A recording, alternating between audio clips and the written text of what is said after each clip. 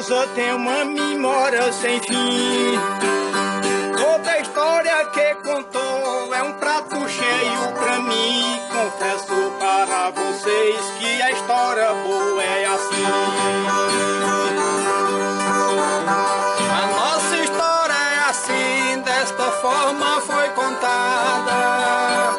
Barbosa contou de tudo da nossa terrinha amada. E se não tinha registro, agora está registrado.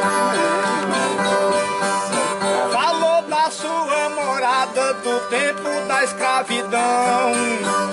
A história que ele contou, guardo na imaginação. E vai ficar registrado a história do meu sertão. A história do sertão desde muito antigamente, falando de cangaceiro e de coronel valente. A história do Firino está sempre em minha mente. Falou de Domingo Valente, que era o capitão. Se cabra fizesse algo errado, amarrava o pé do Mourão. Isso aí foi no passado, no tempo da escravidão. No tempo da escravidão, e trouxe e contou aqui do cangaceiro malvado que vadiou pela ilha. Passou um tempo no Firino por nome de Cariri.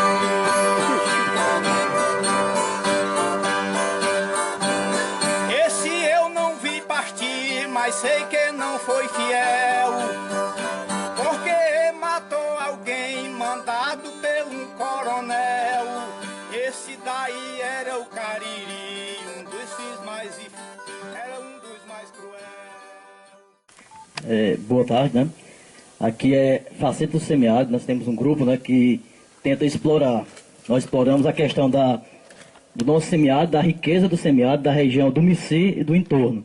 E a gente tem, né, junto com jovens, algumas pessoas que ficaram curiosos de conhecer a história, buscado descobrir um pouco da qualidade, da riqueza que a gente tem da história aqui do Mici e do entorno do Mici, Firino, toda a região aqui de Serra, Sertão.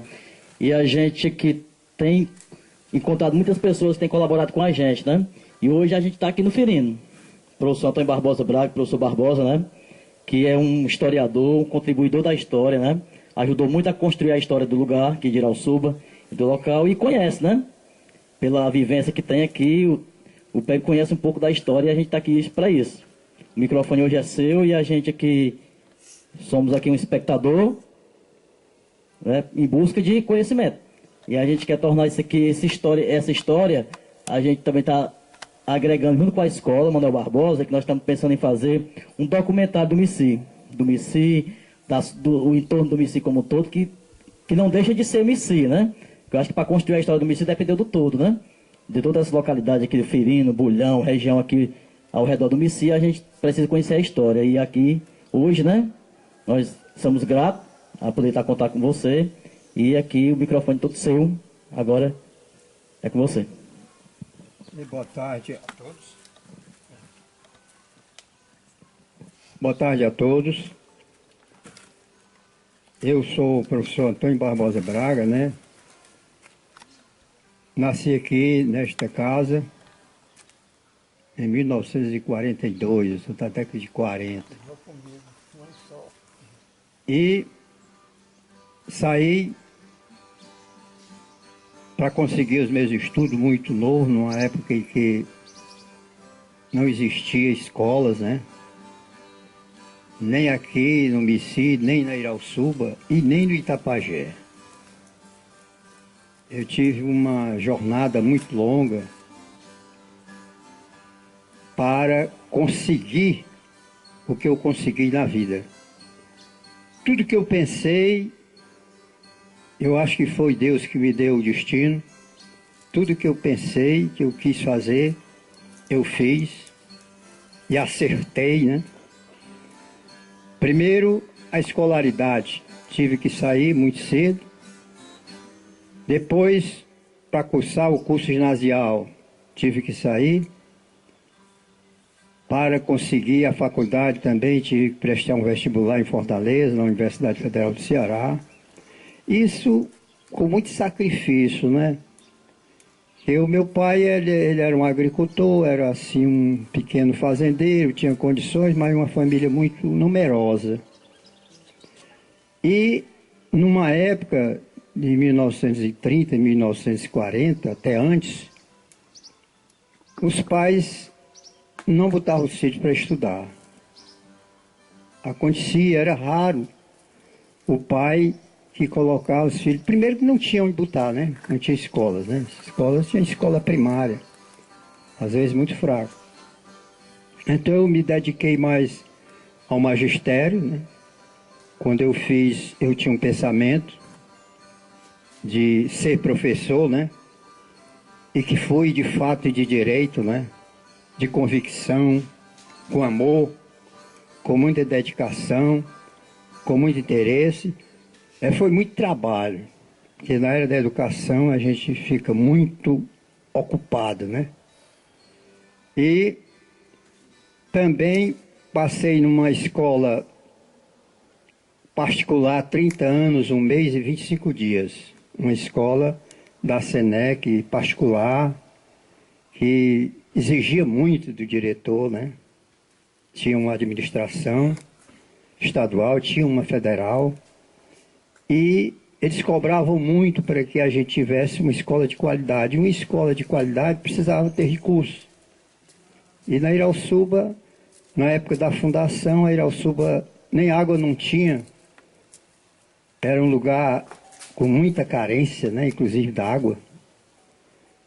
Mas, e paralelo a essas atividades, eu também militei, tinha um pensamento, né?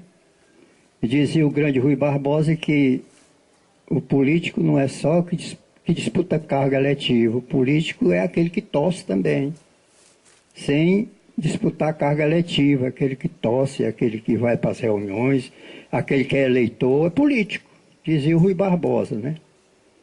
Eu, também paralelo à atividade da educação, eu fui político também, né? Fui vereador 4 legislaturas, foi muito tempo, são 16 anos. Depois, a conjuntura política da época, né? Participei de todos os movimentos. Eu fui ainda o vice-prefeito, né? Em um mandato.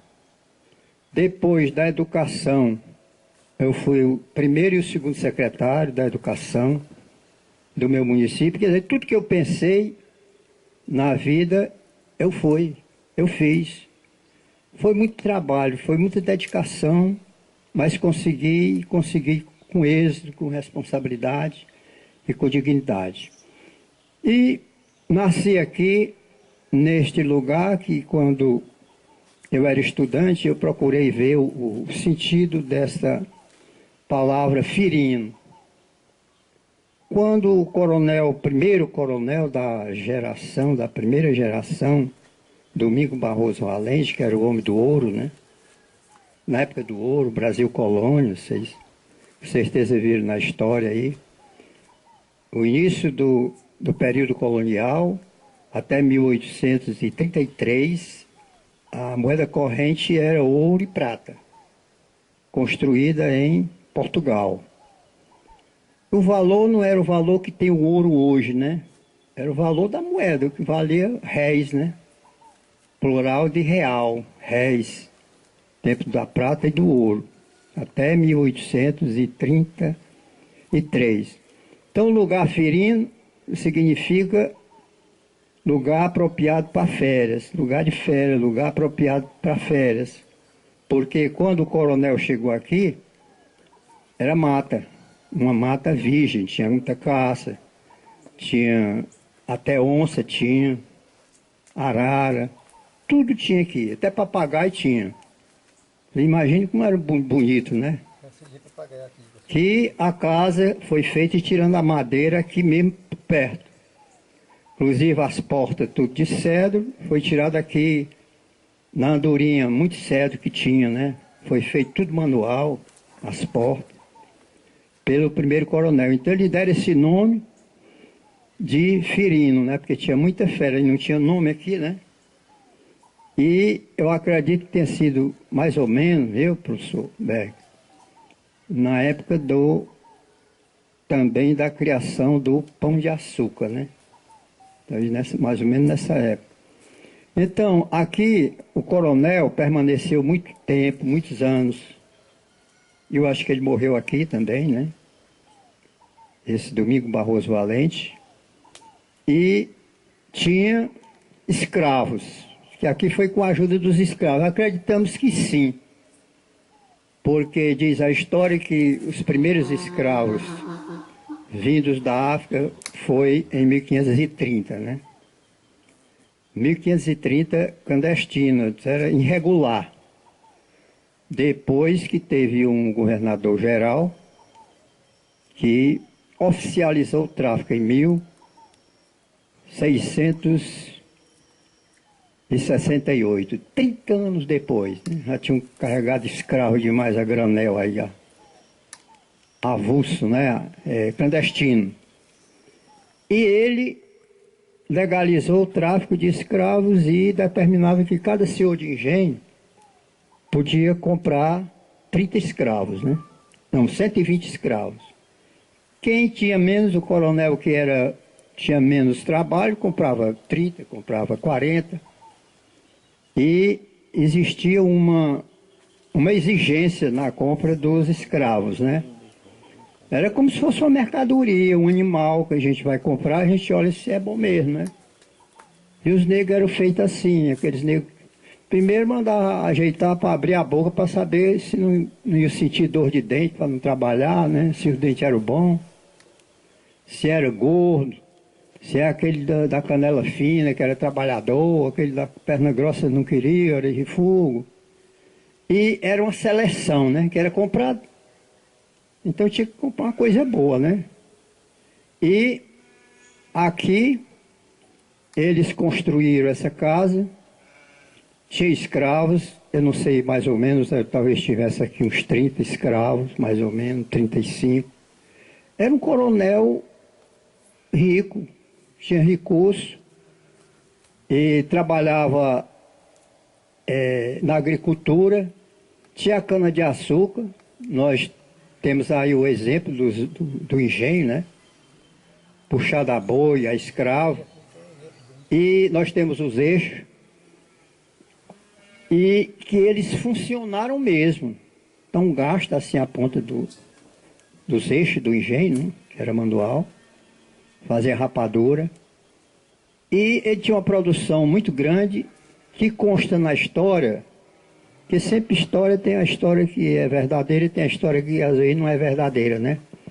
Mas essa era verdadeira, porque quando eu pesquisei, eu vi as datas de quando o sistema monetário brasileiro, né, como eu disse aqui, até 1833, aí nesse período mesmo do ouro e da prata.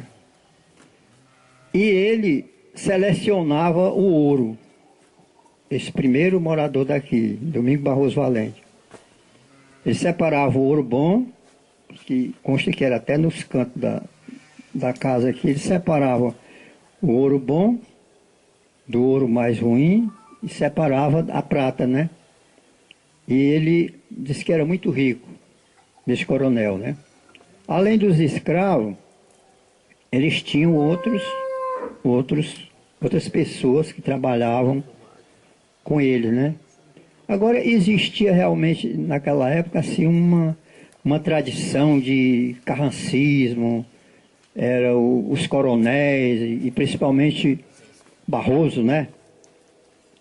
Quem era Barroso, a gente tinha, assim, um sentido que, na época, era Barroso Bastos, né? Bastos do Neutel Pinheiro Bastos de Tapajé, né? E Barroso com Duru, né? E esse termo... até as pessoas começam a dizer, rapaz, você vai fazer isso para mim, se a pessoa não quer fazer, você faz, você não é Barroso, né? Dizia assim, isso é homenagem ao intendente, governador de Fortaleza, né? O Benjamin Almirante Barroso, me lembrei aqui do nome. Ele foi governador, intendente do Ceará, né? Governador do Ceará. E ele, quando dizia uma coisa, não tinha no mundo que fizesse ele mudar, né? Aí, por causa disso, surgiu para o sertão esse que a gente costuma dizer, para ser faz, você não é Barroso, surgiu desta época do governador do Ceará, Almirante Barroso, né? Benjamin Barroso. E aqui o coronel daqui, da primeira geração, nós acreditamos que tenha sido por volta de 1820, por aí assim, né? Não tem assim um documento específico, mas a gente faz eu andei pesquisando, a gente faz assim um cálculo que teria sido 1810, 1820, por causa do sistema monetário, né, que findou em 1933. Porque o pessoal disse que esta casa tinha botija e realmente tinha. Na época do coronel Domingo Barroso Valente, o primeiro que é a moeda corrente. Quando foi para mudar o sistema monetário, que foi mudado, não tinha meio de comunicação, né? Então, os coronéis, tanto daqui, como um Braga Barroso que tinha aqui no Mici, como que tinha na Serrinha, e outros Barroso, como que tinha na Miraíma, que era o coronel, né? Que era quase coronel também, depois nós vamos chegar lá, o padre Cícero Romão Batista, né? Que era quase coronel, né? Na época. Lá no Juazeiro era onde tinha mais coronéis, né? E todos esses eram a favor do padre Cícero Romão Batista, né? E o que acontecia aqui, que eles tinham aquela força, né? Quando dizia uma coisa tinha que ser cumprida. E ele aqui, quando veio a mudança do sistema, ele só ouvia falar. Ia ser mudado, mas não ouvia falar direito não. Ia ser mudado por outra. Eles achavam que o governo ia tomar o dinheiro. Era ouro, né, e prata. Aí eles já velhos, já tinha o coronel daqui, já estava velho, né? E os coronéis, tanto aqui como em outros lugares, inclusive aqui na Serrinha, né, no caminho de Itapipoca, eles começaram a ficar preocupados e começaram a enterrar o dinheiro, né? Enterrar o dinheiro com medo que se o governo ia tomar o dinheiro, porque não sabia, não tinha informação, não tinha jornal, não tinha nada, né? E realmente, durante todo o Brasil colonial, foi a moeda corrente, até 1833, né? Então foi o que aconteceu aqui e em outros lugares que tinha coronel de engenho, chamado coronel de engenho, né? Ricos. Eles eram ricos, mas não se apresentavam assim, com roupa bonita, paletosado, não. Eles se apresentavam assim, bem simples, com umas chinelas de couro cru, uma roupinha bem simplesinha, né? De timão, aquela roupa grossa. Eles não se apresentavam assim como hoje as pessoas ricas se apresentam muito melhor, né? Se destacam, carro novo, bonito. Nesse tempo não tinha, era carroça puxada a boi, a carrocinha, o a jumento, ou a burra, né? Nós temos o caso do coronel Neutel de Itapajé, né? Nós vamos chegar lá também. Então, eles ficavam aqui e se comunicavam com os outros coronéis, né? E eles não aceitavam, assim, roubos, irregularidade durante a gestão ou no lugar que ele estivesse atuando, né? Isso a primeira geração. Quando a primeira geração, que eles foram ficando velhos, né? Que consta que o Domingo Barroso Valente, ele ficava nessa segunda sala ali. Nesse tempo era só o tijolo, não tinha cimento nem nada não, era só o tijolo mesmo. A casa era de taipa, né? E ele já estava prostrado e preocupado que o governo ia carregar o dinheiro dele, ele mandou cavar um buraco debaixo da rede, né?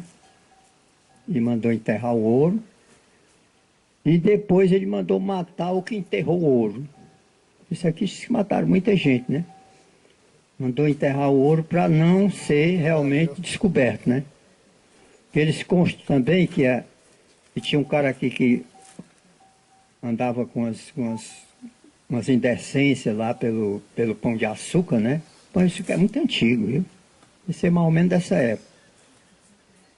E ele soube e foi até castigado. Me disseram que os negros mataram ele, botaram até aqui nesse quartinho, tem um quartinho aqui, né?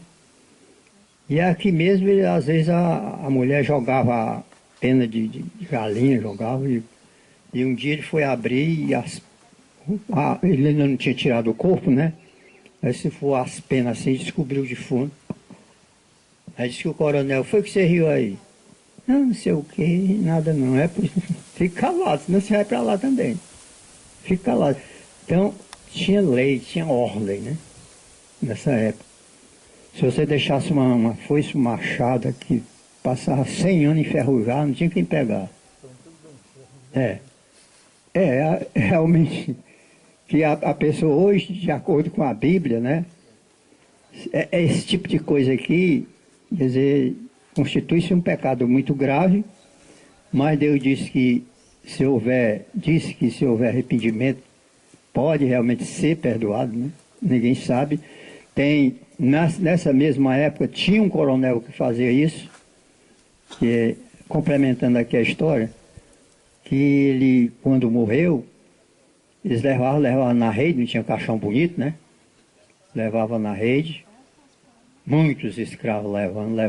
Aí chegou dois negão fortes, nós queremos levar um pedaço. Aí pegaram e não teve mais quem acompanhasse. Passaram, chegaram no povoado onde ele ia se enterrar. Não passaram aqui. Na igreja, não passaram aqui. No cemitério, nada. Quer dizer, nunca encontraram esse coronel, né? Que esses escravos pegaram. Então, isso é um fato que ocorreu, uma história, né? Na época dos coronéis, né? Então, aqui, a força não só daqui, como do Juazeiro, do Limoeiro, onde tinha mais coronéis, surgiu na época do governador de Fortaleza, Nogueira Scioli. Nogueira Scioli teve 4 mandatos de governador. O primeiro mandato ele só foi governador, houve umas intervenções, umas confusões, umas brigas, né? E ele só foi governador de julho a agosto. Teve de 1886. Parece que é 86. É porque essas datas a gente tem que para decorar todas, né? E então ele dava muita força aos coronéis, né? Os coronéis tinham muita força porque ele foi quase seguida, quatro mandatos de governador Nogueira Scioli. Consta na história, né? Então, quando o coronel daqui saiu, que isso é a primeira geração daqui, aí veio um outro coronel que disse que era parente dele, era da família dele, ou era primo dele, era parente, que era parente também de um que tinha na Miraíma, e outro que tinha na Serrinha, outro que tinha aqui perto de Itapipoca, né? E aqui no Firino. Só que era da segunda geração. Não tinha mais ouro. Não tinha mais ouro. Ele veio morar aqui, foi por volta de...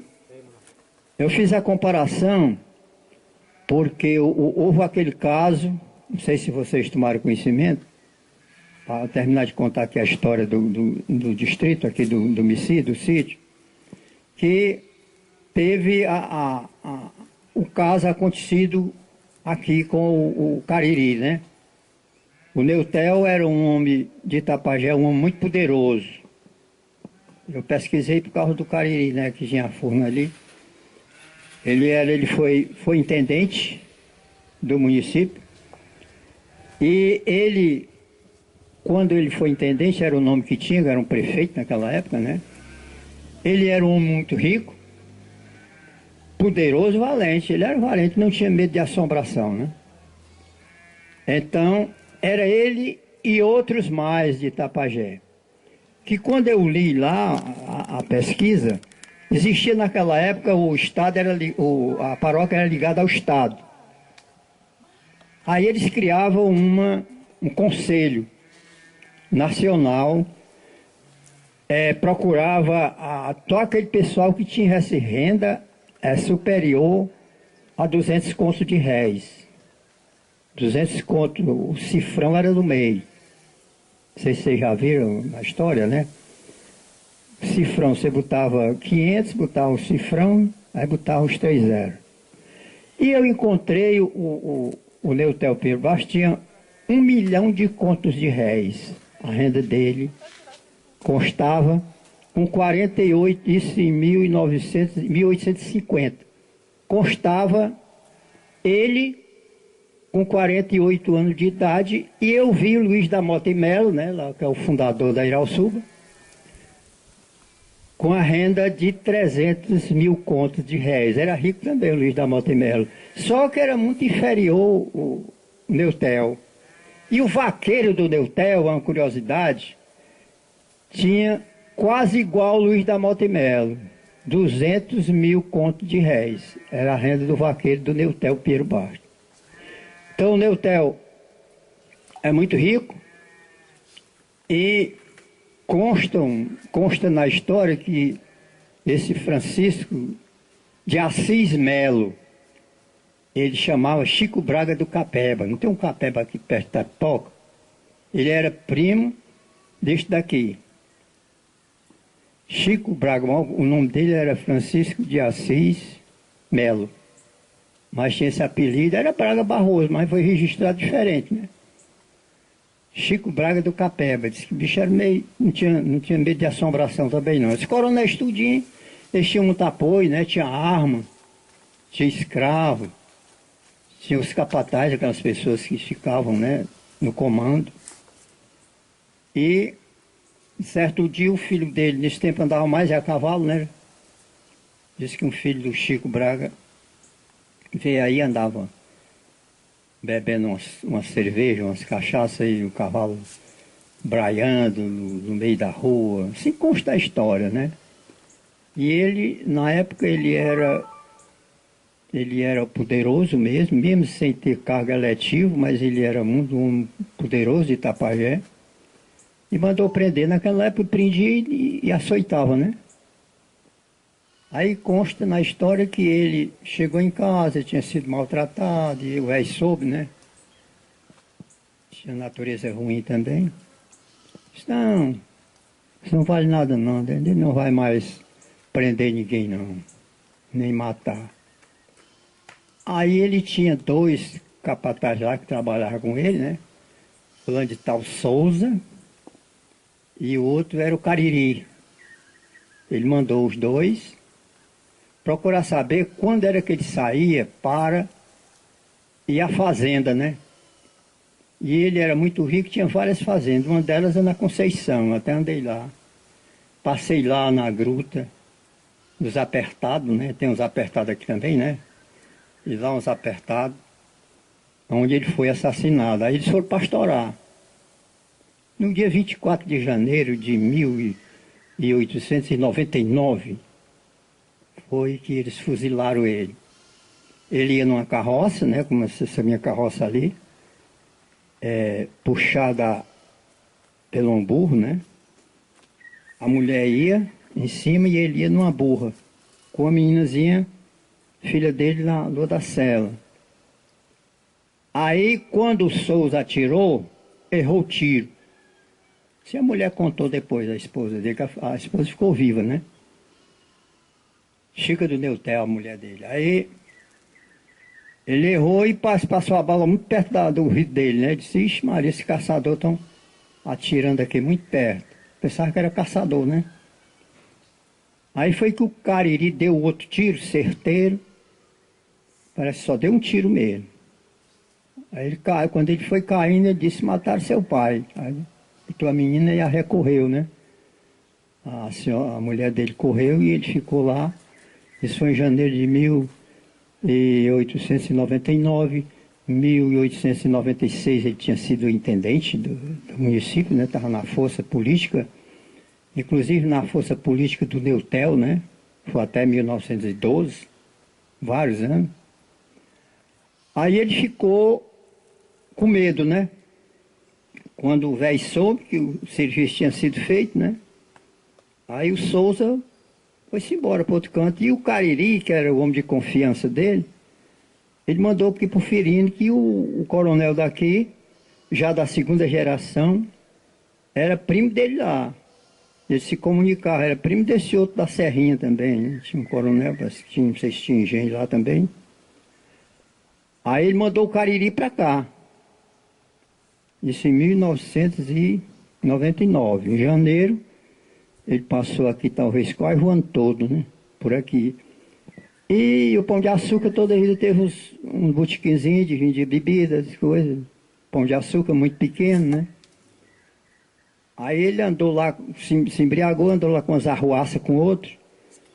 Aí disse, olha, eu nem tenho medo de ti não, que eu matei foi um bichão rico. Aí veio aqui o Barroso de lá, veio aqui avisar, rapaz, o teu cabra tá pabulando lá no Pão de Açúcar. Disse, ixi, rapaz, e ele com medo que fosse descoberto, né? Aí ele foi, peitou outro capataz dele aqui para ir tirar um cedro. Aqui da casa do Pedinho para ali, né? Na serra. Pé da Andorinha. Tirar o cedro. Aí o Cariri disse, ó, vamos tirar um cedro hoje lá na serra. Aí levaram o Cariri, quando ele estava lá cortando o cedro, o outro atirou, matou o Cariri, né? E para não ser descoberto, eles enterraram lá na furna, uma furna grande, acho que os meninos aqui, o Gelo do Nonato, não sei se eles já foram lá, eu já fui. É uma furna grande. E ficou apelidado por furna do Cariri, mas que muita gente não sabia que Cariri era este. Então é esse Cariri que matou o Neutel, que o Barroso de lá, do Cabeba, do Capeba, né? O nome, perto de Itapipoca, mandou para cá. Aí consta também na história, só para complementar, consta também na história que o governador, que não foi só o Chico Braga, foi mais três coronéis, porque o homem era poderoso mesmo, né? Foi mais 3 coronéis que mandaram matar. Então eles investigaram mais o Chico Braga. Disse que foi, inclusive mandaram chamar ele, o governador parece que mandou chamar o Chico Braga. E ele foi lá no Palácio do Governador, não sei se essa história é com H ou é com E, né? Mas tem essa história, né? E ele disse, foi você que mandou matar o Neutel? Pinheiro Basto de Itapajé? Ele disse, não, quem matou o Neutel Pinheiro foi o senhor. O governador, dizendo que o governador Nogueira Scioli. Mas você dizer que o governador matou o Neutel, eu, governador? Sim. Indiretamente foi você que matou, porque você dava muito poder a ele. Ele tinha muito poder, era muito poderoso, mas o homem também era muito rico, né? Aí foi a causa da morte dele. E eu não tenho mais conversa não, o meu assunto é só este. Aí saiu e foi-se embora. Consta na história dessa maneira, né? E ele saiu e não conversou mais. E realmente esse que mandou matar nunca foi descoberto. Mesmo se foi, houve isso, né? Mas todo mundo ficou calado, né? Que para complementar o do Cariri, que passou muito tempo aqui, quando você ouve falar em Cariri, você já sabe que é descendente dessa história do Neutel. O Neutel, quando ele foi intendente em 1896, em Itapajé, disputava política lá com o Padre Catão, que era muito político, né? O Padre Catão era um homem muito político, era um vigário que passou mais tempo em Itapajé, foi ele, depois dele o Padre Lima, né? E aqui, comparando, foi o Padre Pontes, né? Muito tempo. Mas o Padre Catão, além dele ser da igreja religioso, ele era político, muito político, como o padre Abelardo de Itapipoca daquela época, né? Já mais recente, né? Brigou muito na disputa política com o Pérez Teixeira, né? Então, o que aconteceu? Mataram, outra história, né, para completar. Mataram um amigo dele, e na época lá, era perto do Canindé, ele ia ser julgado pela comarca de Canindé. Aí ele queria, quer dizer, passar a mão por cima, né, defender o amigo. Aí ele disse, olha, mas que o pessoal lá, a primeira história que eu soube, que às vezes a gente sabe de uma história, às vezes não é verdadeira. A primeira história que eu soube do Neutel é que ele tinha esticado o município de Itapajé até Calcaia, mas isso não é verdade. O que ele fez a extensão com o presidente, naquela época o presidente da República, foi a extensão da comarca. Ele era poderoso mesmo, né? Parece que foi Campos Salles, o presidente da época, né? E ele, nessa época, já era a sede do governo, já era no Rio de Janeiro, né? E ele foi e falou com o presidente, se apresentou, o Neutel Pinheiro Bastos, ele era um nome quase nacional. Neutel Pinheiro Bastos, da Vila Constituinte, né? Que era um nome bonito, Itapajé. Vila Constituinte de São Francisco, da comarca de Uruburetama. Nesse tempo era Uruburetama, a comarca, né? Aí ele disse que queria que ele fizesse a extensão da comarca para que essa pessoa fosse julgada em Itapajé e não no Canindé. E o presidente da República, naquela época, ele conseguiu, aceitou e fez, dentro de poucos tempos, mediante decreto, acho que não foi nem lei, foi um decreto, ele estendeu a comarca de Itapajé até perto de Calcaia, para que a pessoa que ele tinha matado, o amigo dele que tinha matado, ficasse na comarca de Itapajé, de Uruburetama, que naquela época era Uruburetama, mas ficava na mesma comarca. E isso foi aceito, né? Então, são essas histórias que aparecem, mas eu queria, complementando assim com o Neutel, por causa do Cariri, né? Vocês depois puderam ter até a oportunidade de ir lá, fazer uma visita e ver que essa história aí é história realmente verdadeira. Já do segundo coronel daqui, né? O segundo não é o coronel do Ouro, né? Do fundador. Era outro coronel. Então essa casa é a primeira geração, a segunda geração. Depois teve o meu avô, o pai do meu pai, né? Que chegaram aqui, meu pai tinha 9 anos de idade. Era tapera, meu avô quando chegou aqui. Eles moravam lá no Maracujá e vieram para cá, né? E já era tapera. Estava abandonada, o coronel tinha morrido e ficou aqui quase que abandonado, tudo abandonado, né? Essa casa era tapera, as portas tudo abertas, tudo cavado, não tinha um quarto que não tivesse um buraco. O pessoal procurando as botijas do homem, né? Da outra geração, né? Já tinham tirado, mas muita gente parece que ainda conseguiu, ninguém sabe se arrancaram alguma coisa, sei que cavaram muito, né? Então, aí veio o meu avô. Quando o meu avô morou aqui, meu pai disse que sempre chegava gente aqui que tinha sonhado com botija, né? Mas durante esse tempo ele nunca viu, só se for, teve um tempo aqui que nesse Juazeiro aqui, Pedro Carlos passa todo dia e a alma não dá botija a ele, né, pai Pedro? Aqui, nesse Juazeiro, disse que aí ele viu cavar desse Juazeiro, né?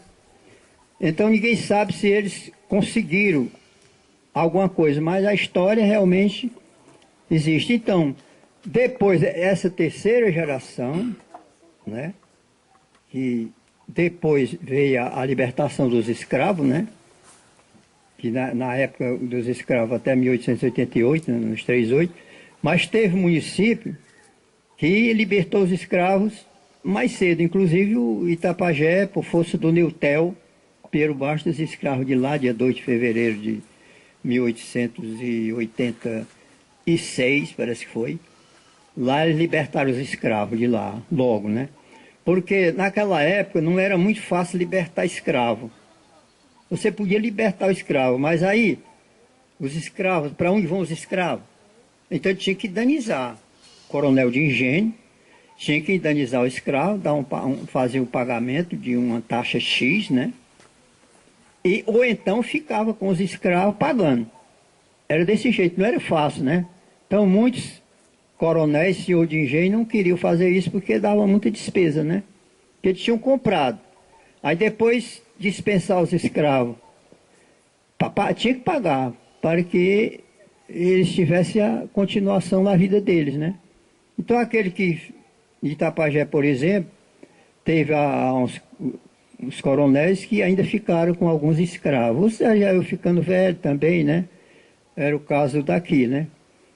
E eles têm outra história daqui também, do coronel do escravo, que eu não contei aqui, do primeiro, e que os negros ficavam aqui e trabalhavam aqui na serra.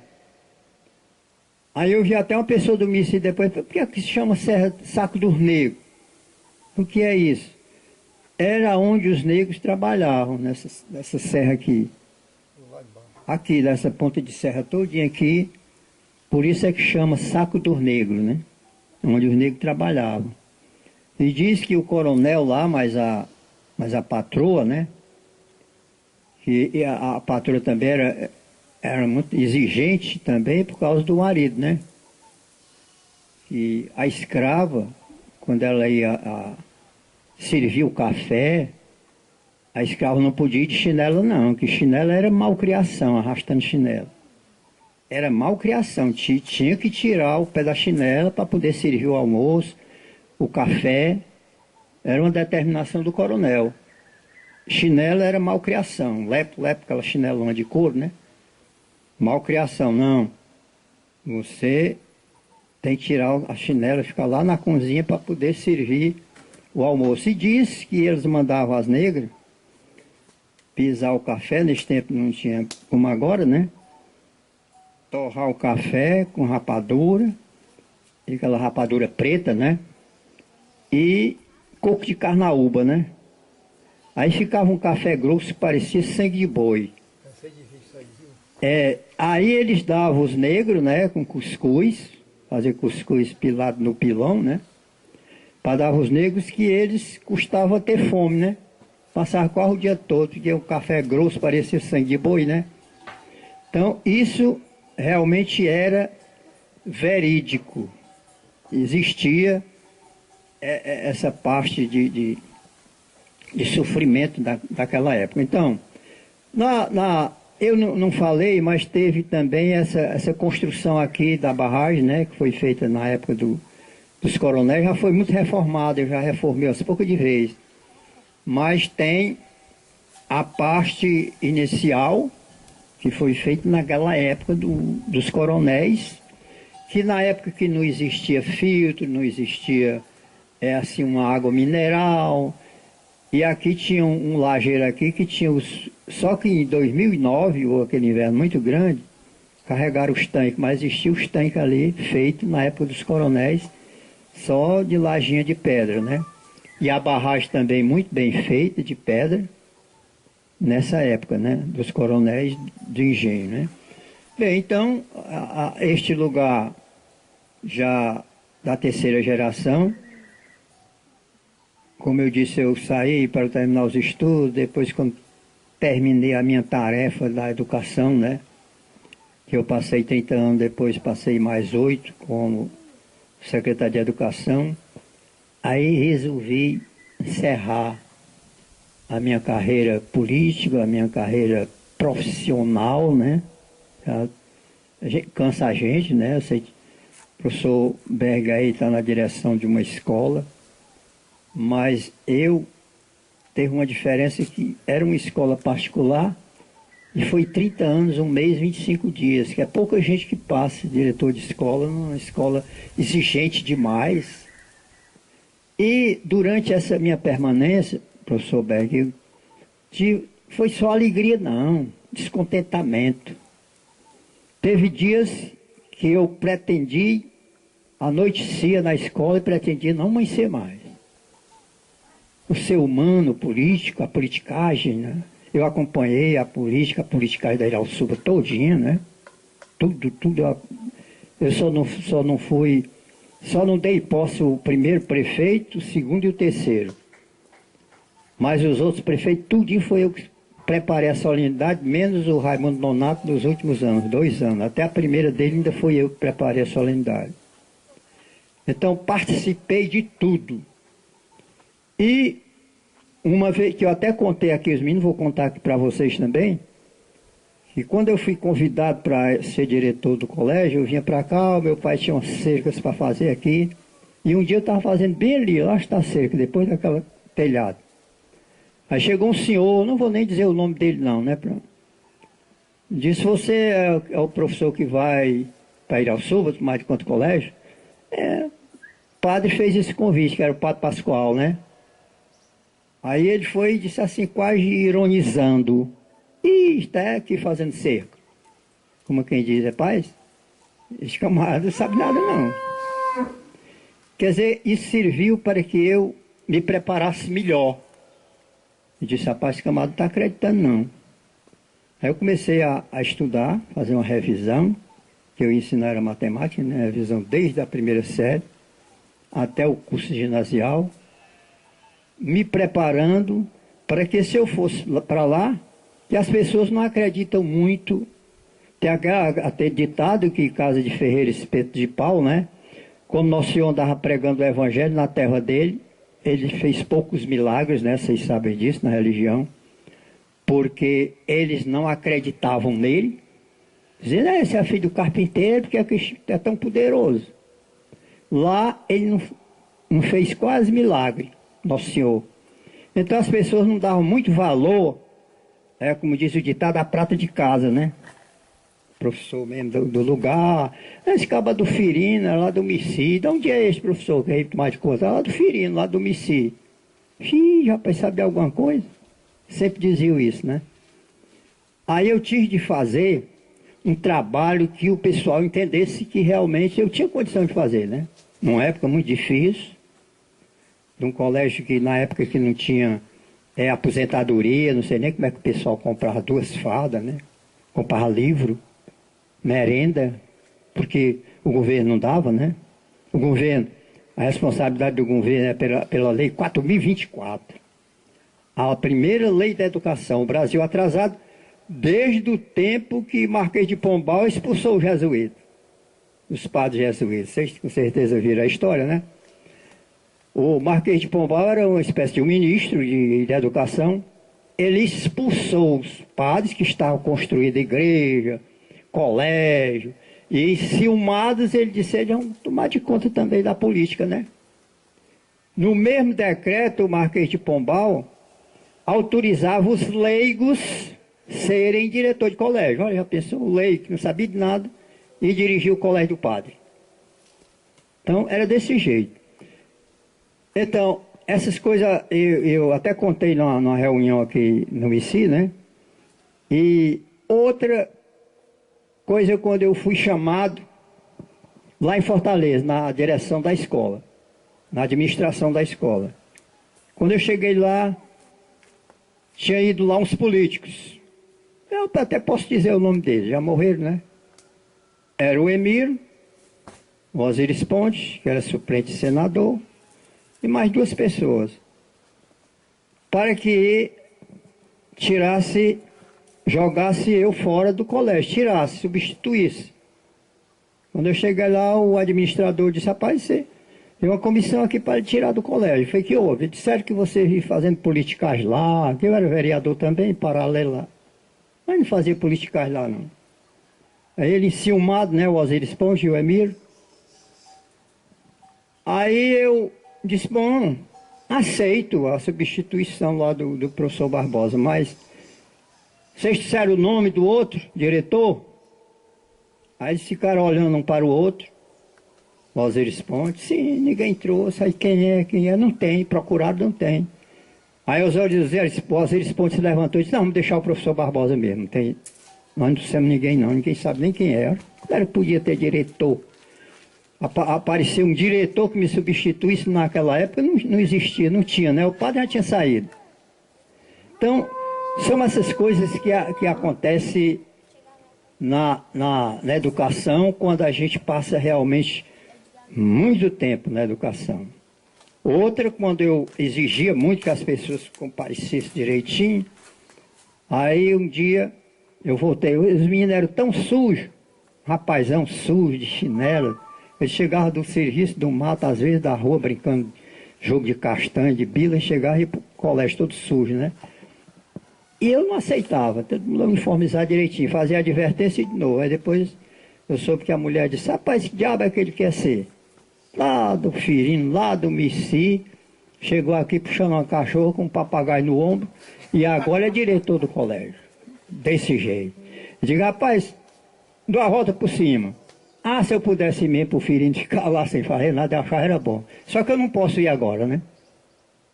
Eu vou ficar aqui mesmo. Aí foi que eu comecei a trabalhar mesmo e dei realmente o meu recado. Mas resolvi deixar. Agora deixei a educação, deixei a política, mas sou político ainda, que o Rui Barbosa disse que a gente é político, né? Sendo só torcedor e votando, né? Então, pessoal, essa é a história que eu tenho para contar aqui, inclusive do nosso lugar aqui, Firino. Eu já sou da quarta geração, né? Quarta não, quinta, né? Quinta geração de um lugar histórico, né? Que foi palco de senhor de engenho. E que nós temos temos a paisagem linda daqui, né? Nós temos aqui a Pedra da Andorinha, né? Com o retrato de uma viola, né? E séculos e séculos, né? Tem essa viola. Nós temos também aqui no estaiado branco, umas listas brancas, que se fosse pintado pelo homem já estava preta, né? Não fica preto, né? Estaiado branco. Nós temos aqui uma que era bom que fosse incluído num patrimônio cultural, a Pedra da Andorinha, né? Onde as andorinhas permanecem na época de inverno, há muitos milhões e milhões de anos. As andorinhas, eu acho que elas ainda não foram embora, não sei, acho que não, elas passam inverno, ainda estão aí, elas só vão depois da reprodução e que as andorinhas novas já estão em condição de voar, elas passam 2 dias, 3 voando, sem se sentar em nenhum galho de árvore, né? E eu tomei conhecimento que tem também numa cidade perto de Sobral, que tem outra pedra da andorinha. Mas essas andorinhas daqui não são as andorinhas que vão para lá. Lá é diferente, lá elas permanecem na época do verão. Pode ser essa, mas eu acho que não. Não é essa, porque disseram que tem várias espécies. E aqui nós só temos uma espécie, aquela andorinha grande, né, Gil? Aquela andorinha grande. Lá tem várias espécies de andorinha. Então, é um patrimônio que eu considero cultural. É até bom, professor, nesse projeto que vocês têm aí, que vocês falaram, né? E que seja realmente pesquisados, que todas essas pedras aqui, nós temos também, histórico também, um lajeiro aqui que tem um tanque chamado Tanque do Pote, né?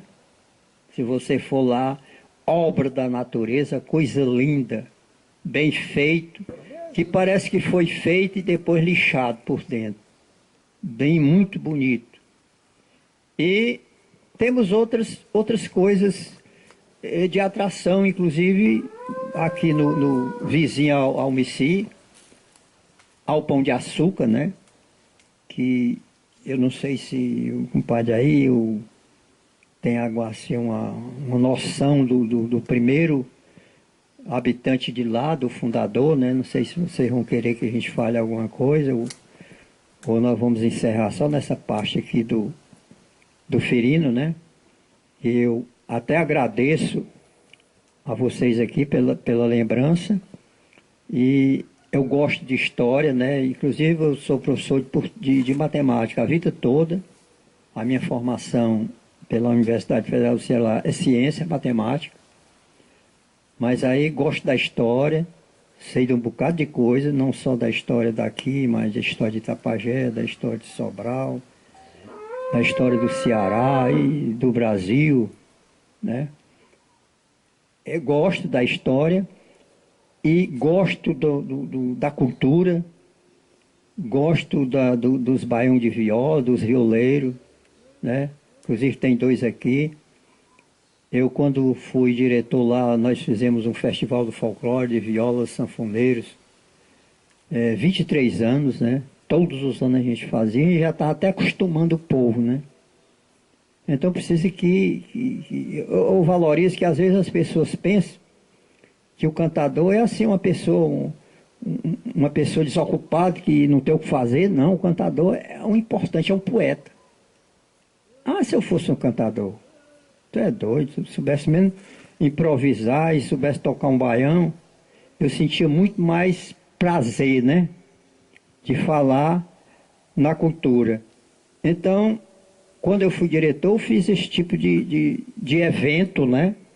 Destacando essa cultura popular tão importante, né? Que são os cantadores, os poetas, né? Aqueles que improvisam, né?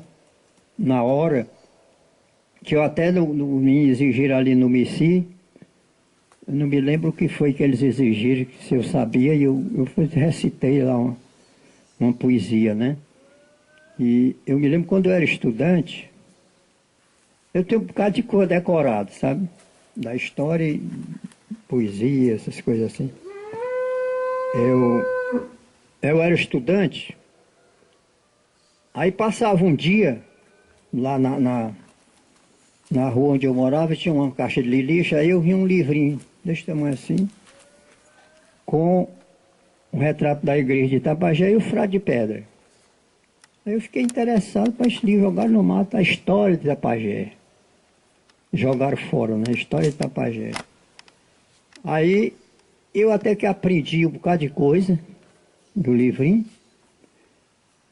Inclusive admirei muito uma poesia feita por um cantador, era um poeta, Antônio Martins. Procurei saber nos 59. 1959, quando Itapajé completou 100 anos. O padre, na época, era o padre Manuel Lima e Silva. E tinha o hino de Itapajé e tinha uma poesia desse Antônio Martins. Mas não tinha o histórico dele, eu não sei quem era esse Antônio Martins. Se referindo ao frade de pedra. Vocês querem que eu diga alguma coisa sobre o frade? Se referindo ao frade de pedra, que eu admirava, eu ia sempre lá quando estudante, muito bonito, né? Não sei se vocês aqui já foram lá, no frade de pedra, que eles consideram um monge, né? Frade de pedra. Então o poeta, eu achei muito bonito. Não sei os meninos aí que são poetas, não sei se eles vão gostar, mas eu achei muito bonito. E queria até, depois procurei pesquisar o nome desse poeta, mas não consegui, né? Era que ele foi lá,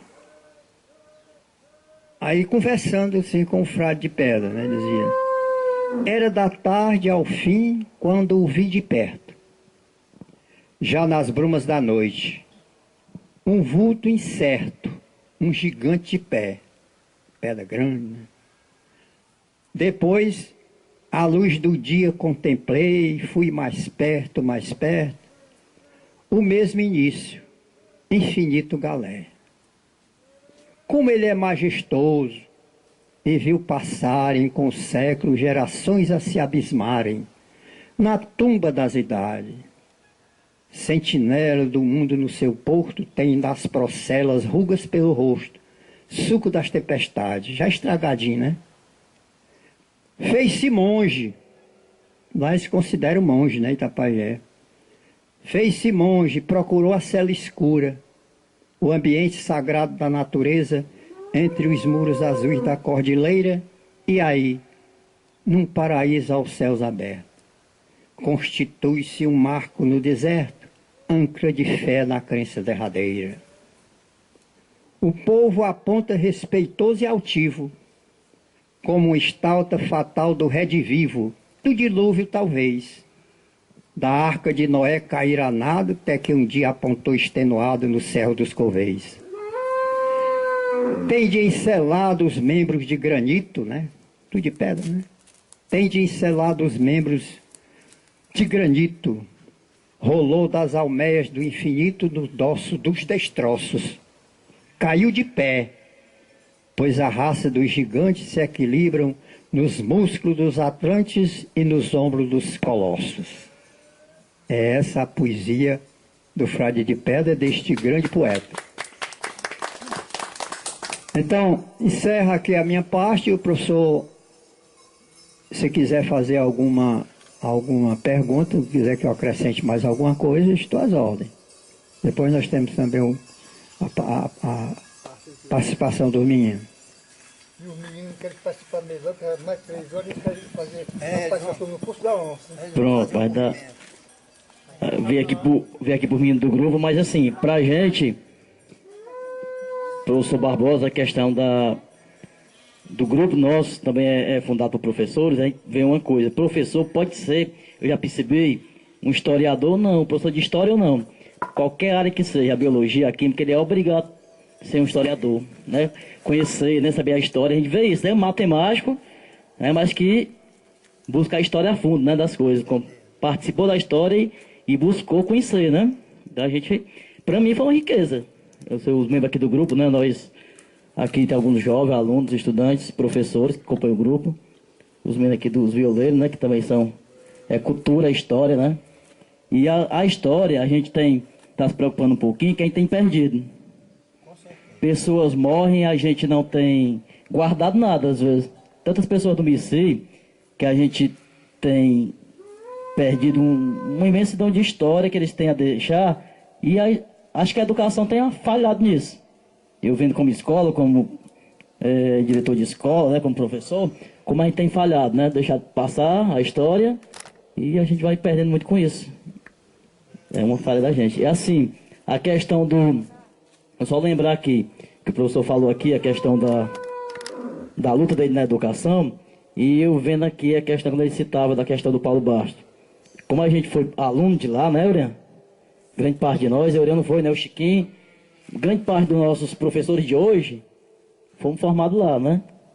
Magistério fizemos lá, e graças a isso nós temos esse grande número de professores de qualidade aqui no MICI.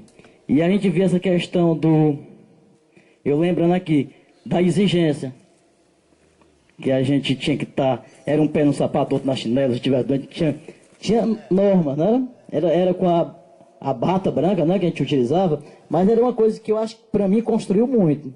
E hoje a gente tem essa dificuldade de ter as normas, porque o pessoal hoje quer se agarrar muito no direito, né? No direito. Então, para mim, assim, foi lembrando, né? A história casou com... E foi uma coisa, para mim, muito construtiva, um aprendizado grande, porque a gente, além de ver a história do Firino, né, e a relação com a questão do distrito, o professor Barbosa é um construtor, né, da história. Passou pelo município, na parte da educação, contribuiu demais. A gente sabe disso, que sem a sua contribuição, dificilmente, né, teria... É uma coisa que é um conjunto que vai se formando e vai gerando frutos. Né? Hoje que é professor aí, Elis Roberta, gente que tomou de conta aqui da educação, que foi para cargos políticos, né? Assumiu secretarias, foram tudo frutos, né? Do Paulo Bastos. Entendeu? Que naquela época muito difícil, diferente de hoje, né? Muito difícil de administrar, e que a gente viu aqui, saiu do Firino, né? Casou com a história da gente que saiu daqui, e aquela situação, tanta gente tem saído aqui do distrito para poder fazer, né, a diferença no município. Então, até depois concluir aqui com o MICI. Com a história do MICI, né? Certo. Aí tem algum dos meninos professores que querem fazer uma pergunta, ou se quiser fazer alguma pergunta, ou alguma fala? Só antes do pai finalizar, para a gente colocar no vídeo, se o pai pudesse fazer reviver a história dos coronéis, né? Porque o pai tem conhecimento sobre como era, né, a exigência dos coronéis naquela época. Até o senhor, como havia citado, do Barrozinho, como é que eles tratavam os escravos, né? Teve até uma história que o senhor contou de pessoas que vinham e passavam assim na calçada da fazenda do Barrozinho, ele achava muito ruim e penalizava o mesmo por estar fazendo aquele ato que ele não gostava, né? Eu queria que o pai fizesse esse conto da história e também alguns fatos do próprio Lampião, o rei do cangaço, que seria muito bom para complementar a história, né? Saindo um pouco do foco, mas também a gente não pode negar, é história, e seria muito bom o senhor fazer aquela retrospectiva na história do Lampião, do Barrozinho, dos coronéis, aquela história que o senhor contou do diabo que veio para a terra para pegar um queijo quando o inferno estava na seca, né? E, lançou aquele repente que o senhor sabe. Nós podemos, inclusive, o professor Berg aqui falou, e eu me lembrei aqui que eu também acho que a educação fica muito a desejar essa parte da cultura e da história, né? Quando eu vim fazer a palestra ali no MIC, eu perguntei a eles, pessoal, a gente tem, a primeira coisa que a gente faz é a história da gente. A sua história, desde a sua primeira professora. Depois você faz a história do seu distrito. Depois faz a história do seu município. Aí você vai para o Estado e vai para a Federação e Conhecimentos Gerais. Tem que ser feito assim. Eu fiz tudo isso. Eu fiz a minha história, um livro da minha história, do início, um currículo. Fiz a história de uma escola que eu passei mais de 30 anos, né? Fiz um relatório quando eu entreguei a escola. Você diz assim, não, quando eu recebi não é assim não. Eu fiz um relatório, um livro desse tamanho, de tudo que eu consegui na escola. Depois a gente vê a história do município. Eu me lembrei aqui, o professor Berg falando aí, que em uma determinada cidade aqui perto de Sobral, tinha uns alunos que estavam fazendo umas pesquisas. Aí, em uma das pesquisas, perguntava qual é a maior bandeira hasteada no mundo. Me lembro dessa aí, deixa eu ver a outra. A outra, o que tem escrito no mastro da bandeira na Praça dos Três Poderes? Quem foi o idealizador e o construtor da nova capital do Brasil? Eram as 3 perguntas. Aí tinha um deputado, que já tinha sido deputado federal várias vezes, né? Várias vezes deputado federal. Aí a menina ficou muito animada. Só, eu vou fazer a minha pesquisa aqui até o deputado, que é meu amigo, meu pai vota nele, ele sabe. Quando chegou lá que perguntaram ao deputado, disse, rapaz, sinceramente eu não sei não. Eu nunca vi isso não. A bandeira, a maior bandeira hasteada do mundo fica na Praça dos Três Poderes, 20 metros de comprimento. E é substituída de 15 em 15 dias, que é muito grande, né? 20 metros, né? É muito grande. Aí ela, não, mas o senhor sabe o que tem escrito no mastro da bandeira? Não sei, nunca observei. Não sei se tem alguma coisa escrita. O Juscelino, quando fez Brasília, né? Ah, outra pergunta, quem foi a ideia da transferência da sede do Rio de Janeiro para Brasília? A primeira ideia de quem foi? E também foi do Juscelino, não foi não. Aí, o que está escrito? Nesta Praça dos Três Poderes, a bandeira sempre no alto. Visão permanente da pátria. Bonita a frase, né? O deputado não sabia. A gente, às vezes, não é obrigado a saber de tudo, mas um negócio que um deputado em Brasília, não sei quantos mandatos, né? Nunca observou isso. E quem teve a ideia da transferência, porque teve a transferência, já teve 3 sedes do presidente da República, né? que quem transferiu a primeira para o Rio de Janeiro foi Marquês de Pombal, né? Transferiu para o Rio de Janeiro. E quem teve a ideia para fazer no centro foi Dom Pedro I. Quantos presidentes não passaram daqui para lá, né? De lá para cá? Só o Juscelino Kubitschek teve a ideia de construir Brasília, não foi? Então são essas perguntas. Então, quando ele falou aqui no IC é um lugar privilegiado, muitos professores. Quando ele falou a minha atuação, os professores foram 540 professores que eu entreguei o diploma. E se eu não tivesse feito isso, não tinha muito professor. Podia até que tinha aparecido, mas era mais difícil. Porque todos esses professores ficaram na Irauçuba e muitos saíram, mas quase todos ficaram. Foram 540 professores que eu entreguei certificadozinho. Um curso ainda muito forte, né? Dá direito a ensinar alfabetização e até a 4ª série na época, né? Muito forte o curso. E dizer que o MICI, que é preciso vocês procurarem ver quem realmente fundou o MICI. Que falo o Zé de Farias, que cedeu o terreno para o São José. Porque na Irauçuba eu sei, porque São Luís, porque é o nome inicial de Luiz da Mota e Melo, né? Aí ele botou São Luís de Gonzaga. Mas no MICI, São José, será que foi José de Faria mesmo? Eles fundaram, fizeram a igreja, porque consta que foi em 1888. Se foi em 1888, foi na mesma época da Miraíma, né? São Pedro da Timbaúba, né? 1888. E a história do MICI tem várias etapas também. Porque quando veio só sabe pelo documento do Pão de Açúcar.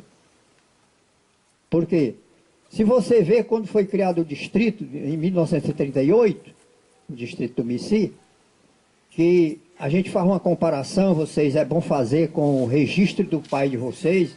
Eu vou até receber um registro do meu pai aqui, que não tinha cartório. O cartório é de 38. 1938. Teve quatro oficial de registro civil, né? Primeiro foi o seu Júlio César Azevedo. Quando o Valmar foi o prefeito, saiu para o Jorge, e o governador foi o Raul Barbosa, que era do PSD, aí tudo mudava. Tiraram do seu Júlio Azevedo e deram para uma pessoa que era ligada ao Jorge Domingo, que foi a Emília Azevedo, casada com o filho do Pedro Barbosa Azevedo. Aí ela foi oficial de registro civil do MICI. Depois o Valmar ganhou de novo, aí tomaram da Emília, né? Novamente para o seu Júlio Azevedo. E depois a Maria José Azevedo. Então, todos os documentos, a gente que é da década de 40, já tem MICI, né? Então, o cartório de 38 para cá. Precisa ver os pais de vocês onde foram registrados, né? Pode ter sido em Irauçuba, pode ter sido em Itapipoca, né? Então, a gente tem que valorizar muito. Eu valorizo muito o meu lugar onde eu nasci, o meu distrito, né? E o distrito, quantas pessoas já políticos se destacaram. Nós tivemos lá o primeiro e o segundo prefeito, o Valmar Braga, foi prefeito, né? 2 vezes, né? Nós tivemos o Antônio Galdense, que era ligado lá, a gente pode dizer que é de lá, também 2 mandatos, o Antônio Galdense, né? Nós tivemos o Zé Mota, do MICI também, 1 mandato de prefeito. Nós tivemos 2 mandatos do MICI, de gente do MICI, de vice-prefeito. No meu caso, eu fui vice-prefeito na última gestão do Antônio Negreiros Bastos, né? E o Manuel Barbosa na segunda gestão, Manuel Barbosa Maciel, também do MICI, vice-prefeito. O Manuel Barbosa foi 4 vezes vereador, 1 vez presidente da Câmara, e foi vice-prefeito. Eu fui 4 vezes vereador também, a gente fazia política junto, né? Fui 4 vezes vereador também, e fui 3 vezes presidente da Câmara, e fui também vice-prefeito. Aí vem as pessoas que conseguiram, como vereador, nós tivemos o Zé Marco Dor Teixeira Azevedo, né? que foi na segunda gestão. Na primeira gestão do município de Irauçuba, quem foi o representante do MICI foi o Wilson Braga, Wilson de Andrade Braga. Não teve pessoa do MICI, do Pão de Açúcar, foi o Wilson de Andrade Braga. Depois veio o José Marco Dolfo Teixeira Azevedo, já no tempo do Jorge Domingo, que tem uma história longa. José Marco Dolfo era o próprio Dovel? É, mas o nome dele oficial é José Marco Dolfo Teixeira Azevedo. Mas naquele tempo era o vereador ainda sem mandato. E sem salário também? Não, tinha mandato, não tinha salário. Não tinha salário? Não. Então, aí veio quem mais? Teve o Wilson Braga. O Wilson Braga não é considerado de lá, não, mas ele tinha família lá, né? Mas ele não estou nem considerando o Wilson Braga. Teve João Martins. Teve o Zé Mota, foi vereador também. Teve o Elis Roberto. Teve o Francisco José Pinto Gomes, né? Chico Eduardo é o nome dele, né? Tem nada a ver com Chico Eduardo, né? Francisco José Pinto Gomes, o nome dele. O Valmar, certo? Foi vereador. Teve mais alguém que foi vereador lá? Tem o Lia e o... Agora o João Estevo. E agora tem o Lia, né? Que é professor. E tem o Antônio do Eudo, que também é do MICI. O Eudo é filho do MICI, foi até meu colega de colégio, o Eudes, né? O Eudo foi vereador? Não, eu estou dizendo que foi até meu colega de colégio, o Eudes, né? Mas, Antônio, o Negreiro não era do MICI, não? Não, o Negreiro não era do MICI, ele era assim, quase considerado do MICI, porque eles moraram muito tempo lá. Porque ele considerava que fosse Do MICI, né? Então, foram muitos da política, foram muitas pessoas que se destacaram. Inclusive, eu estive fazendo a conta do MICI e do Juá. O MICI teve mais político, mais carga eletiva do que do Juá, né? Então, tem essas curiosidades do... E tem outra curiosidade do MICI também, quando foi na primeira eleição, que os candidatos eram tudo do mesmo partido, aí eles fizeram um acordo. O Valmar e o Paulo Baixo, que era uma liderança grande da Irauçuba, foi quem criou Irauçuba. Ele chegou na Irauçuba no 20, permaneceu na Irauçuba até morrer, né? Então ele era o candidato nato, que era de lá, da Irauçuba, o Paulo, e o Valmar. E eles fizeram um acordo para retirar a candidatura e botar um candidato único, que foi o candidato único que o Vigílio e o Paulo Sarazate, naquela época, com o aval do Valmar e do Paulo, era o seu Eulampe Braga, Anastácio Eulampe Braga Veras. Quando eles vieram aí, o Valmar mais o Paulo, ele não aceitou. O seu Eulampe não aceitava, né? Ele era um homem assim muito, né? Ele não aceitou. E que foi desfeito o acordo, e o Valmar rompeu com o Paulo. Aí foram os dois candidatos, todos os dois da UDN. O Valmar fez os 7 vereadores e o Paulo não fez nenhum. Ou seja, é a força daquela época do Valmar. O Valmar, na primeira eleição, tirou 612 votos no MICI. Era bem pouquinha a votação.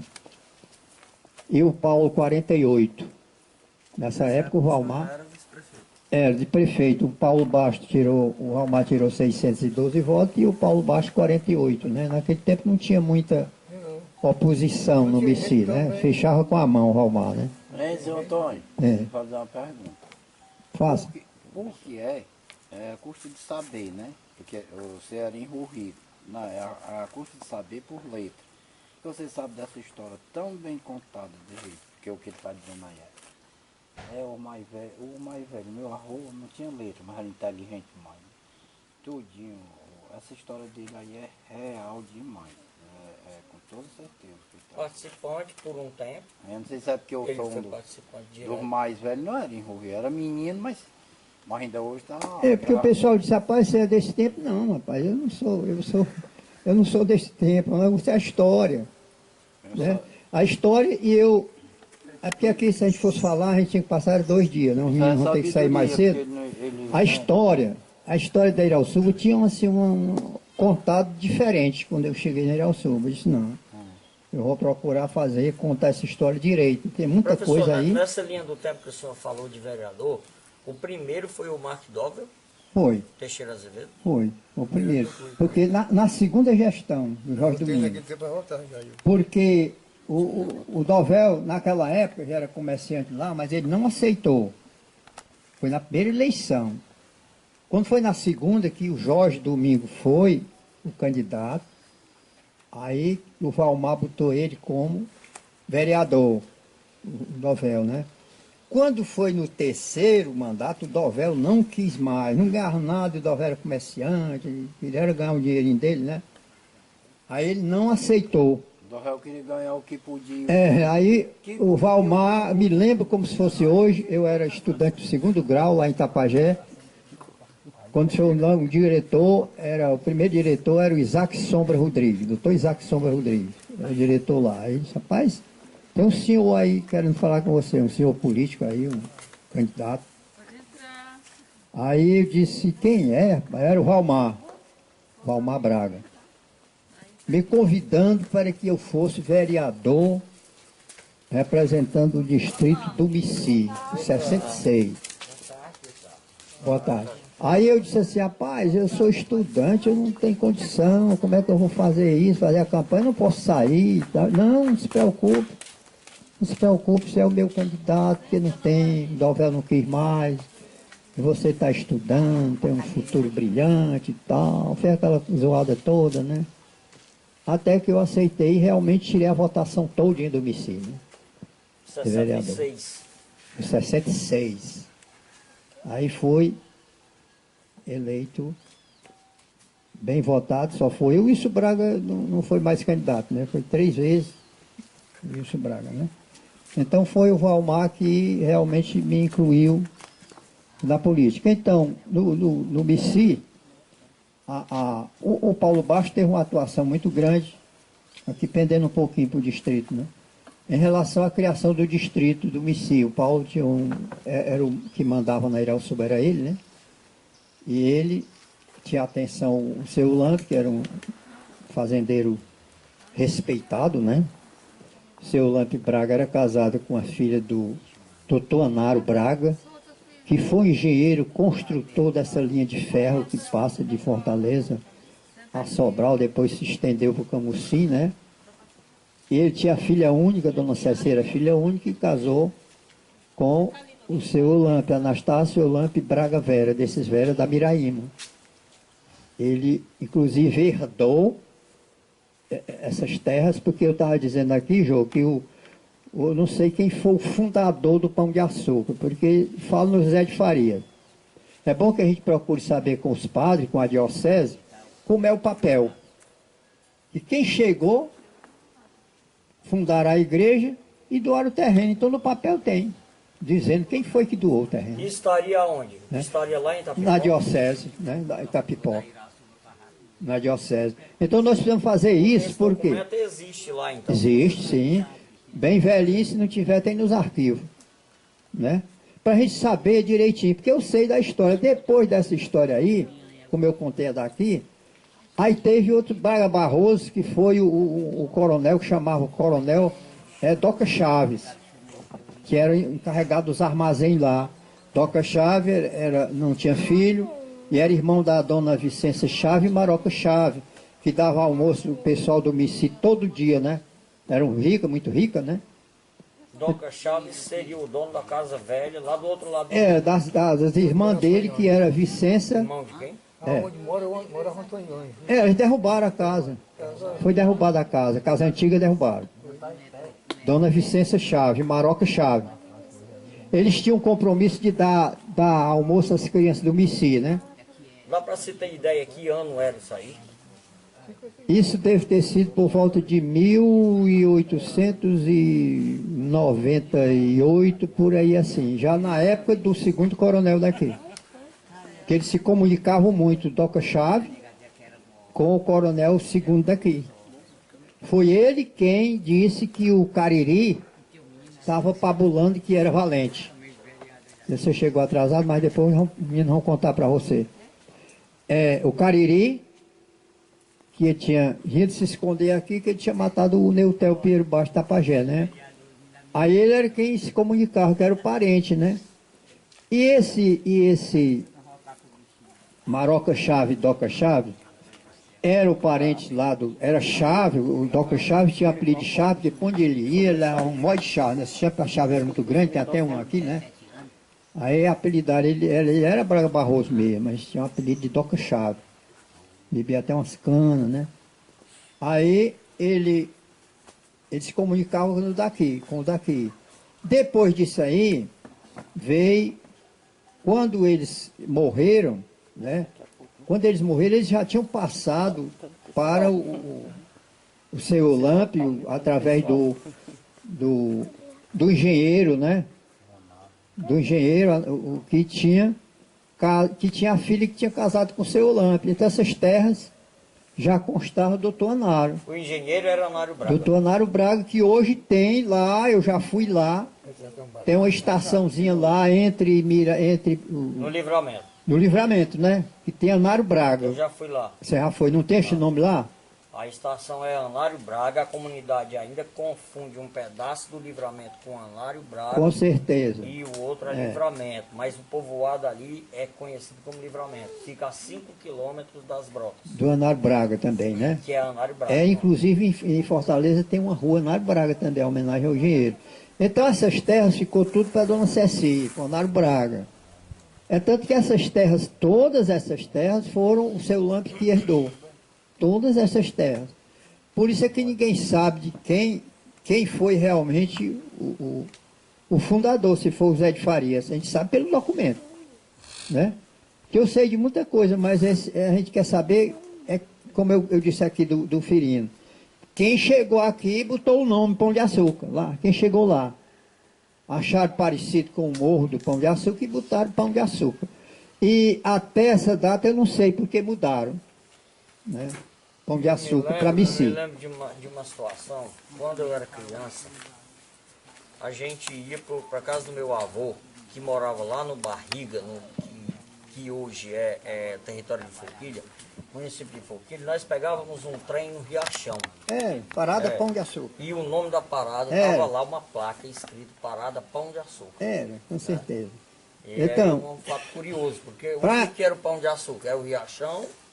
Não, é porque tudo era Pão de Açúcar. Eles botaram o nome, deve ter sido força do doutor Anário Braga, né? Que é o nome da linha. Ou as terras não eram divididas nesse tempo ainda, É. era só uma terra só. Então, outra que o Barbosinha falou aqui a respeito do... que foi aquilo que disse, Barbosinha? Os coronéis. Bom, dos coronéis da época eu já disse, tinha respeito. O Lampião também. O Barrosinho Lampião, era o mais pessoal, ruim. não, o Lampião, dizia um verso do Patativo do Azaré, que eu vi uma vez, que ele disse que apagaram o Lampião e outros Lampião ficaram. Patativo do Azaré, quer dizer, o Lampião, que mataram o Lampião, mas ficou cheio de Lampião. Que eram os seguidores dele. Não, é o que tem hoje, né? Não tem Lampião aí matando gente à torta e à direita, é pior do que o Lampião. O Lampião, pessoal, ele não era uma pessoa que chegava só se revoltasse contra ele. Então ele chegou, contar aqui a história, ele chegou no Juazeiro uma vez, aí o padre Cícero ele era devoto do padre Cícero. Ele era devoto do padre Cícero, o Lampião. E lá no Juazeiro tem uma entrada por trás. Aí o sacristão chegou o bando de Lampião. De uma vez entraram na igreja, ficaram todos sentados, rifle, punhal, tudo. Aí a pessoa encarregada da igreja correu falar com o padre Cícero. Disse, rapaz, a igreja está cheia de cangaceiro. É o Lampião que está lá e quer falar com o senhor. Mas que esse homem veio fazer aqui? Porque era perigoso ele entrar na cidade assim, mas não se revoltava não. Ele primeiro passava num ferreiro que tem no Juazeiro, que ele lá encomendava os punhal. Tem até 2 punhal que foi feito lá no filho do ferreiro do Lampião. Eu tenho 2 punhal desse tamanho assim. O senhor tem? Tem, que eu mandei arranjar no Juazeiro. Feito pelo filho do ferreiro do Lampião. Aí o padre Cícero foi. Que é isso, rapaz? O que você anda fazendo aqui? Quero assistir a missa e me confessar. O Lampião.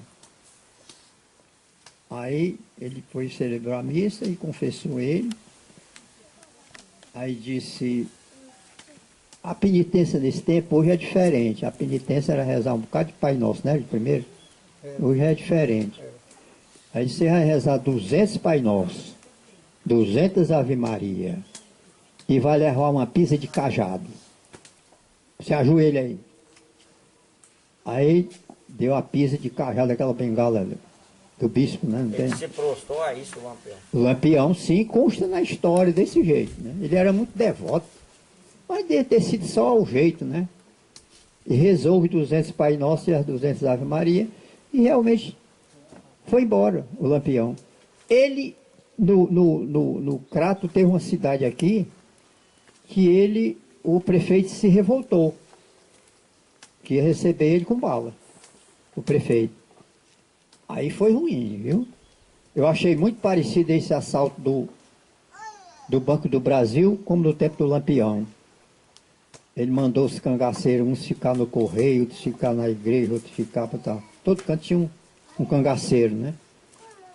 Para que ele desse a ordem para invadir.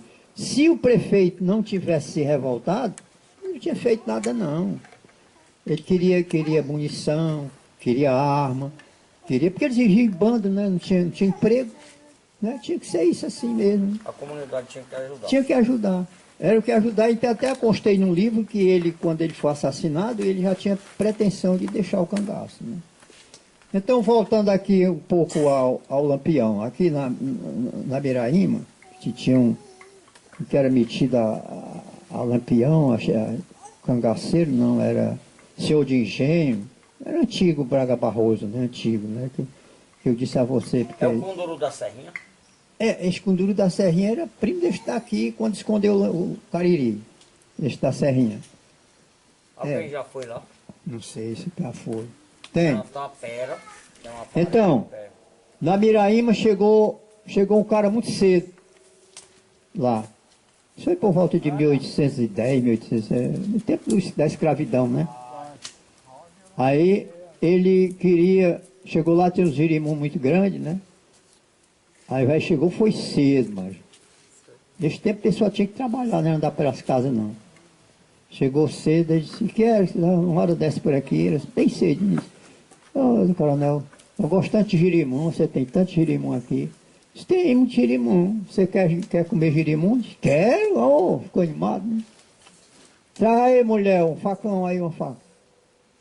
Girimum chega, era vermelho, bonito, né? Mas é cru? Aí ele foi, partiu. Ele disse, bora. Começa a comer. Disse, não, coronel, eu acho bom é cozinhado com leite. Ah, é cozinhado com leite, você acha bom? Pois você vai comer cru. Ele não tem nenhum dente, coronel, como é que eu como? Vem cá, nego. Aí tinha um escravo lá, mastiga e rebola na boca dele, até ele encher o bucho. Rapaz, esse nego, os dentes muito bom, né? Truque, truque, truque, truque, truque, rebolando na boca. Aí, já fazia muito tempo, ele já era quase empanzinado. Aí foi que a mulher saiu e disse, não faça isso com os pobres, não deixa o pobre ir embora. Assim, embora, não vai mais perder dia de serviço para vir atrás de girimum aqui, não. Ficou com ódio a girimum. Não queria mais nem ver girimum. E tem outro caso aqui da Itapipoca. Foi verídico. Itapipoca. Tinha um cara, ele não era coronel, mas aproveitava a onda, né? Do coronel. Toda vez que ele ia no sítio, quando ele chegava lá para Paracaju, não tinha mais nenhum caju. Já tinham carregado. Ele ia bem cedinho, já tinham carregado. Aí ele disse, vou pastorar. Aí pastorou. Quando foi um dia, ele ficou em cima do caju. O cara chegou, era um morador dele.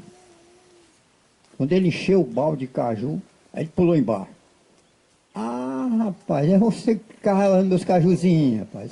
Eu acho bom um cajuzinho, isso é bom, mas por que você não pede? Você está roubando meus cajus? Com um rifle na mão. Deixa o balde aí e tira a roupa. E o que é, coronel? Tinha um formigueiro assim, o coronel começou a derramar areia dentro do formigueiro, né? A bicha se assanhava. Rola em cima das formigas. Rapaz, as formigas davam cada ferroada, chega a estralar, aquelas formigonas grandes. Saúba mesmo, né? Porque ele estava sangueiro, mais danado do mundo. Aí foi que Ah, pelo menos não faça isso comigo não, pelo amor de Deus. Nunca mais você vai roubar caju de ninguém. Nunca mais no mundo ele comeu caju. Não podia sentir nem a caatinga. Se entregou com o caju também. Agora tem outro caso aqui, olha. Isso foi, esse coronel era da Itapipoca. Se fosse da Serrinha, né? Eles andavam todos assim, mal trajados, ré, com roupa ré, chinela ré de couro cru. Aí era numa besta ré, numa biroba.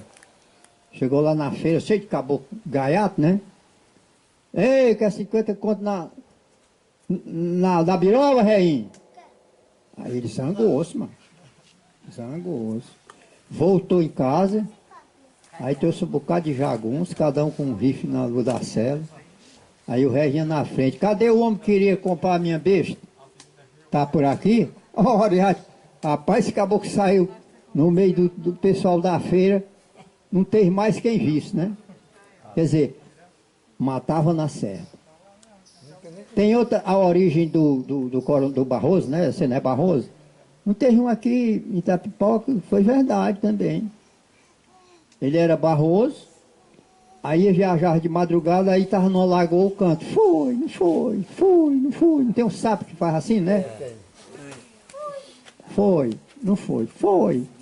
Aí o rei, não, eu não vou. Aí desceu do burro, né? Desceu. Aí o sapo continuou. Quando foi bem cedo, o sapo não se cala. Aí o sapo se calou e disse, eu não disse que eu não ia? Não vou não. Eu não disse. Teimou, ele acha que o sapo, ele venceu o sapo, né? Porque bem cedo o sapo se cala, né? Na cabeça dele ele tinha que ganhar. Ele tinha que ganhar, né? Então eram essas coisas que aconteciam, né? Que a gente tem uma série de coisas, né? Que eu até disse até o pai pega aqui, os meninos. Eu sou professor de matemática, mas sou historiador, gosto da história, né? Eu estou sabendo hoje que o senhor é de matemática. Para mim isso é história pura. Aí, Professor, eu sei. Ó. só o senhor finalizar aí, o senhor descansar um pouquinho, tomar água, pedir os meninos para... Bem, então, eu agradeço aqui a presença de vocês. Se a gente for falar da história do Mici e da Irauçuba, a gente vai passar muito tempo aqui, né? Mas eu agradeço e, como disse o Padre Berg aqui, às vezes a gente deixa muito a desejar os professores. Eu vi até o Zé Mota dizer, rapaz, quando for daqui uns anos, ninguém sabe de nada do município da gente. Então, a gente tem que saber e saber com realidade da política passada. Eu sei que eu participei de muito, né? Fui vereador. Aliás, eu não sei porque nós não fizemos um momento desse antes, né? Isso. Mas graças a Deus tem isso aqui. A gente tem, pode ter inclusive outra oportunidade, se desejarem, na escola, e é bom que a gente resgate essa parte da história, né? E agora eles vão anunciar aí os cantadores, né? Como eu disse no início, é muito importante a cultura, né? O violeiro, né? Eu me lembro até viu, Nonato e o Geudo? Eu vi um cantador que estava com um desafio com outro. Ele dizia, eu sou maior do que a Virgem Santa. Aí eu vou dizer, se você não se equivoca, agora se equivocou. Aí ele disse, eu sou maior do pecado e a Virgem nunca pecou. Não é bonito? É. Fica aí, professor. Fica aí com o microfone ainda, só um minutinho. O Padre Antônio, o final do ano nunca foi negócio da política, nunca tem, né? Não. No ano 51, eu era menino. Eu cheguei lá, a menina dele comia lá, cada um tinha que mandar a cama de tudinho lá para comer lá. Ela dava almoço e janta às crianças. E um dia chegou o doutor Perígolo lá, chamou ele, para ele se candidatar na Itapipoca A prefeito. Aí ele foi e disse, Perígolo, peça tudo na vida minha, mas não me sair. Política eu não quero nem saber.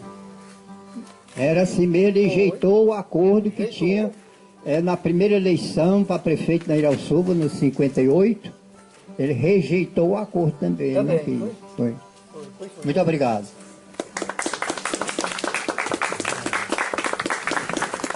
A gente que agradece, né?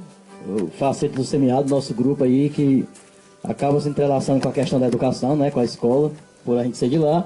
E a gente agradece, a gente sabe que poderia passar a hora aqui, né, conversando e conhecendo mais da história, mas tem outros momentos, né? No tempo do coronel, casa coberta de palha, todo mundo tinha moral e quem é metido a canalha mandava logo um jagunço passar ele na navalha.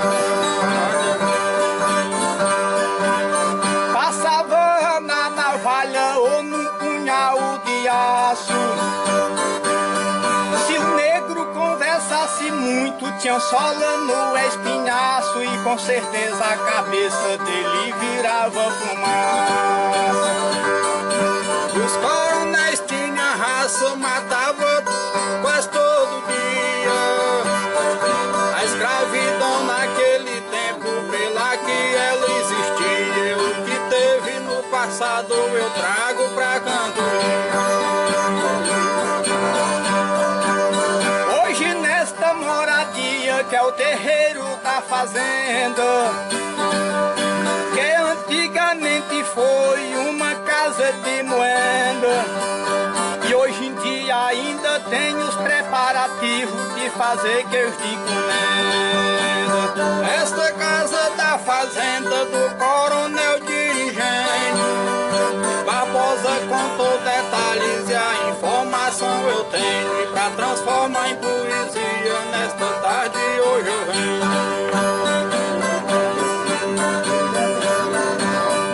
Pra cantar me convém na frente dessa nação, falando de uns poetas que passou aqui no meu sertão, que teve Oscar Teixeira e o poeta Zé Assunção. Lembro de Zé Assunção, que esse também levou fim. Lembro de Antônio Miguel, que nunca cantou ruim. O Firino nunca esquece o nome de Zé Valentim.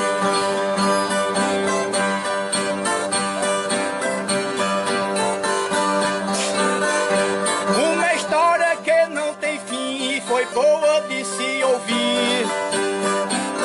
Barbosa contou muito bem do Firino e do Missi, e eu estou só reforçando toda a história daqui. Eu não vejo mais aqui seu santo na nossa frente, Dona Zefinha varrendo aqui nesse ambiente, mas o passado da casa eu vou transformar em repente.